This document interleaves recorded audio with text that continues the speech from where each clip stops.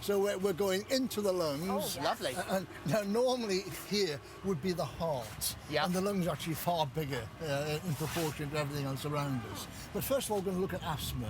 And asthma is primarily a condition of inflammation of the airways, just the tubes, not the lungs, right? Now, to give you an example of what happens in asthma, you get inflammation inside the tubes, and I'll just show you this if we can catch that. Now, that red area is inflamed, it's thickened, and inside that you've got sticky mucus or phlegm, narrowing the airways right down, and that's why asthmatics wheeze and they're short of breath. Now, the important thing with asthma, people think you have to wheeze to have asthma. You don't have to. Now, basically, children have a nighttime cough, and they could have asthma. So if the mother's been given the child cough medicine after cough medicine and the cough is persisting, that could be asthma. Now, there are things that trigger an asthma attack, and of course asthmatics will know their triggers, but just to go through some of the triggers here, we've got things like house dust mite, pollens and pets. House dust mite, it's their droppings you're allergic to, okay? Pollen in the air in the springtime, and of course pet fur. Cigarette smoke. A mum who smokes during pregnancy and when the child's at home increases the child's risk of asthma. Then we have exertion, exercise-induced asthma.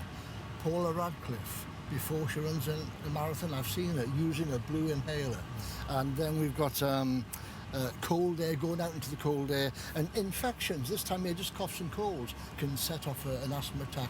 And just to finish with asthma, I mean, avoid the triggers, but use your treatments, and this is where management isn't great. You have a blue inhaler to relieve your symptoms, and boy, you think that's great. You know? However, if you're having to use that more than 3 times a week, you need a preventer, which is the brown inhaler, to stop the inflammation, and you need to use that every day to stop deterioration. Yeah, okay. Emphysema. Emphysema, yeah. Now, we call this COPD, chronic obstructive pulmonary disease, what we used to call chronic bronchitis and emphysema. Now, this condition is similar to asthma, and you get the changes in the airways, right, obstruction, caused by the inflammation we showed there with asthma, and the thick, sticky phlegm inside, narrowing the airways down. But then you also get damage to the lungs themselves. The lungs are full of millions of tiny little air sacs, and these are the alveoli. There are millions of them in the lung, and these are allowing oxygen to pass into the bloodstream and carbon dioxide out.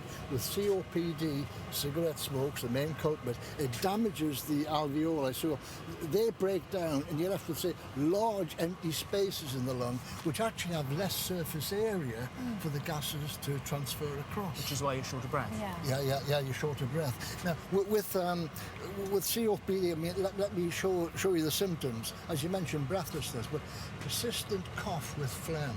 If you've had a persistent cough with phlegm, and you're a smoker, usually the smoker says, I get up in the morning, I have a cough and a fag, and I'm set up for the day. They call it smoker's cough. If you're coughing in the morning on a regular basis, you have lung damage. No matter how old you are, you could have lung damage. Go and see your GP if you're a smoker and you've got the morning cough, okay? Is it reversible?